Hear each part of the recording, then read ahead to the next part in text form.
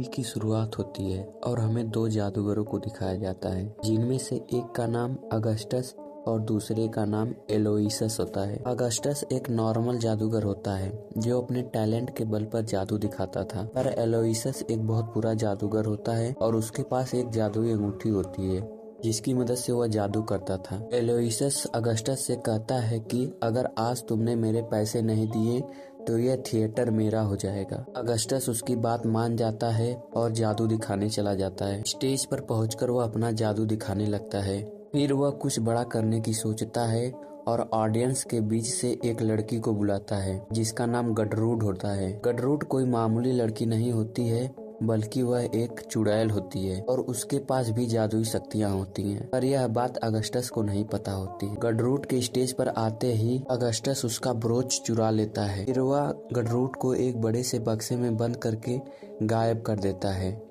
तभी ऑडियंस के बीच बैठा हुआ एलोइसस अपने अंगूठी की मदद से गडरूड को सामने ला देता है, जिसे देखकर सभी लोग हंसने लगते हैं। फिर गडरूड वहां से अपनी सीट पर जाकर बैठ जाती है। तभी वह देखती है कि उसका ब्रोच गायब हो गया है और वह उसे ढूंढने लगती है। शो खत्म होने के बाद गडरूड अगस्टस के पास जाती है और उससे अपने ब्रोच के बारे में पूछती है, पर अगस्टस कहता है कि मुझे किसी ब्रोच के बारे में पता नहीं है और वह उसे वहां से भगा देता है, जिससे गडरूड बहुत गुस्सा हो जाता है। अगस्टस सोचता है कि उस ब्रोच को बेचकर वह एलोइसस से अपने थिएटर को बचा लेगा। वह उस ब्रोच को बेचने के लिए एक पीली रेनकोट पहनकर बाहर जाने लगता है। इधर गडरूड का गुस्सा बहुत ज्यादा बढ़ जाता है और वह अपनी शक्ति से अगस्टस को श्राप दे देती है कि वह 86 सालों तक उसी रेनकोट में फंसा रहेगा। ऐसा कहते ही अगस्टस गायब होकर उस रेनकोट के अंदर चला जाता है। फिर गडरूड उसके कोट के अंदर अपने ब्रोच को ढूंढने की कोशिश करती है, पर उसे कुछ नहीं मिलता है। उसके बाद हमें 86 सालों के बाद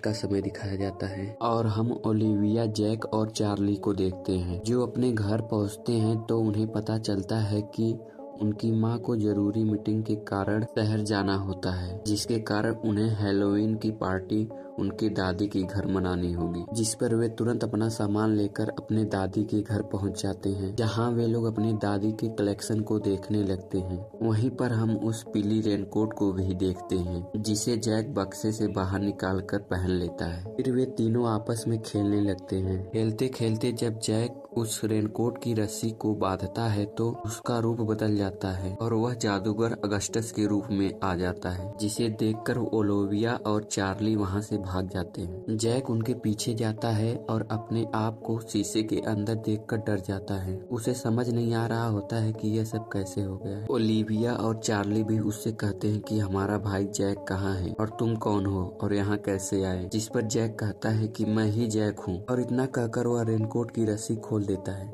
जिससे वो अपने असली रूप में वापस आ जाता है, जिसे देखकर ओलिविया और चार्ली भी हैरान हो जाते हैं। फिर वे दोनों घर से बाहर आते हैं और चार्ली जैक से कोट मांगकर खुद पहनता है। कोट पहनते ही चार्ली का शरीर अगस्टस के रूप में बदल जाता है। फिर ओलिविया उससे कोट ले लेती है और खुद पहनती है। कोट पहनते ही वह भी अगस्टस के रूप में बदल जाती है। तब वे तीनों समझ जाते हैं कि यह कोई मामूली कोट नहीं है, बल्कि एक जादुई कोट है। के बाद हम ओलिविया के स्कूल का सीन देखते हैं, जहां हम ओलिविया की टीचर मिस वीवर को देखते हैं। वीवर भी एक चुड़ैल होती है और वह बच्चों की ऊर्जा को चुराकर खुद को जवान रखती थी। वह ऐसा क्यों करती थी यह हमें आगे पता चलेगा। घर आने पर वे तीनों कोट को अच्छी से चेक करते हैं तो उन्हें कोट पर अगस्टस का नाम लिखा हुआ मिलता है, जिसे वे नेट पर ढूंढते हैं तो उन्हें पता चलता है कि अगस्टस एक जादूगर था जो 86 साल पहले अचानक गायब हो गया था और उसका एक थिएटर भी था जिसमें वह जादू दिखाता था। वे तीनों सोचते हैं कि अगस्टस के थिएटर में ऐसी ही जादुई कोट और भी होंगी, जिसे ढूंढने के लिए वे लोग उसके थिएटर में पहुंच जाते हैं और वहां पर कोट को ढूंढने लगते हैं। वहीं पर हम एक विचित्र जानवर को देखते हैं जो वीवर का साथी होता है। जब वह उस कोट को उन बच्चों के पास देखता है तो हैरान हो जाता है और तुरंत मैडम वीवर के पास जाने लगता है। थिएटर में कुछ न मिलने के कारण तीनों वापस घर चले जाते हैं। घर आकर वे तीनों आपस में बात कर रहे होते हैं। भी पानी के अंदर उन्हें अगस्टस की परछाई दिखती है। अगस्टस उन्हें सारी बात बताता है और गडरूड को ढूंढने को कहता है। फिर वे तीनों अपनी दादी के पास पास जाते हैं और उस रेनकोट के बारे में पूछते हैं। तब उनकी दादी एक बड़ी सी डायरी लेकर आती हैं और उन्हें सारी बात बताती हैं। उस डायरी में उन्हें गडरूट का एड्रेस भी मिल जाता है। इधर मैडम बीवर जब घर आती है तो वह जानवर उसे उस रेनकोट के बारे में सारी बात बता देता है, जिसे सुनकर वह हैरान हो जाती है। अगले दिन जब तीनों बच्चे गडरूट के पास जा रहे होते हैं, तभी मैडम बीवर वहां पर आ जाती है और अपनी शक्ति से रेनकोट छीनकर वहां से गायब हो जाती है।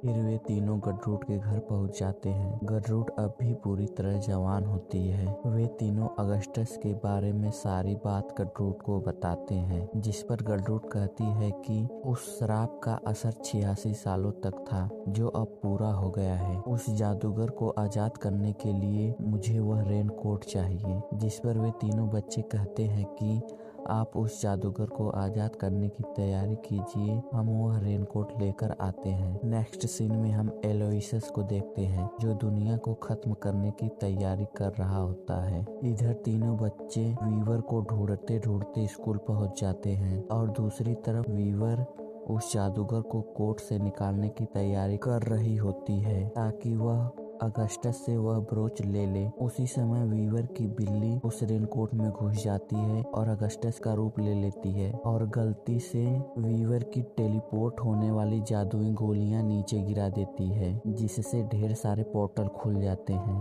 और वह बिल्ली एक पोर्टल से सीधा स्कूल में पहुंच जाती है, जहां सैम, चार्ली और ओलिविया मिलकर उससे वह कोट छीन लेते हैं। तभी वीवर भी वहां पहुंचकर उन्हें ढूंढने लगती है। तब सैम कहता है कि तुम सब यह कोट लेकर जाओ, मैं इसका ध्यान भटकाता हूँ। तब चार्ली और ओलिविया वह कोट लेकर वहाँ से गडरूट के पास चले जाते हैं, पर सैम को वीवर अपने शक्ति से कैद करके अपने घर लेकर चली आती है। वीवर सैम को एक जेल में कैद करके उससे उस कोट के बारे में पूछती है, जिस पर सैम कहता है कि तुम उस रेनकोट का क्या करोगी। तब वीवर बताती है कि उस रेनकोट में जो ब्रोच है वह मेरा है।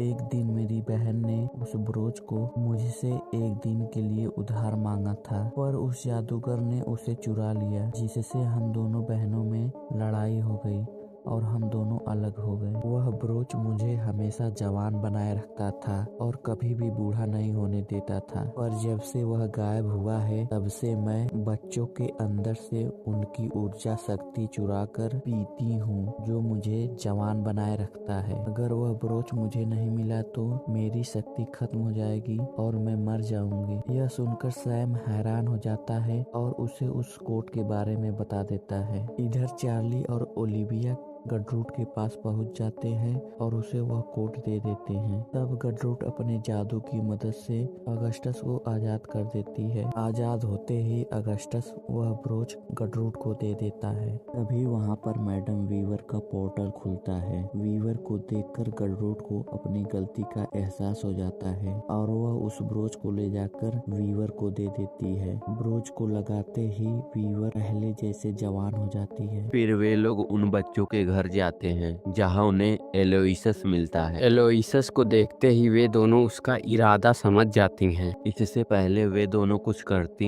एलोइसस उन बच्चों की मां को लेकर वहां से गायब हो जाता है और एक सुनसान जगह पर पहुंच जाता है। थोड़ी देर बाद वे चुड़ैल भी उसका पीछा करते हुए वहां पर आ जाती हैं। एलोइसस उस जगह के चारों तरफ जादू किया होता है, जिसके कारण उन चुड़ैलों का जादू वहां पर नहीं चल पाता है। थोड़ी देर बाद एलोइसस पृथ्वी के लोगों को खत्म करने के लिए अपने जादू का इस्तेमाल करता है। तभी अगस्टस कहता है कि तुम पृथ्वी के लोगों को नष्ट करने वाले हो, पर मैं मरना नहीं चाहता हूँ, इसलिए तुम मुझे अपने साथ मिला लो। एलोइसस सोचता है कि इसके पास तो कोई जादुई शक्तियाँ भी नहीं है, इसलिए मेरा कुछ नहीं कर सकता है, और वह अगस्टस को अपने साथ मिला लेता है। अगस्टस एलोइसस के पास जाकर उससे हाथ मिलाता है और उसी समय वह उसकी अंगूठी निकाल लेता है। और थोड़ी देर बाद जब वह सबको वह अंगूठी दिखाता है तो सभी लोग हैरान हो जाते हैं।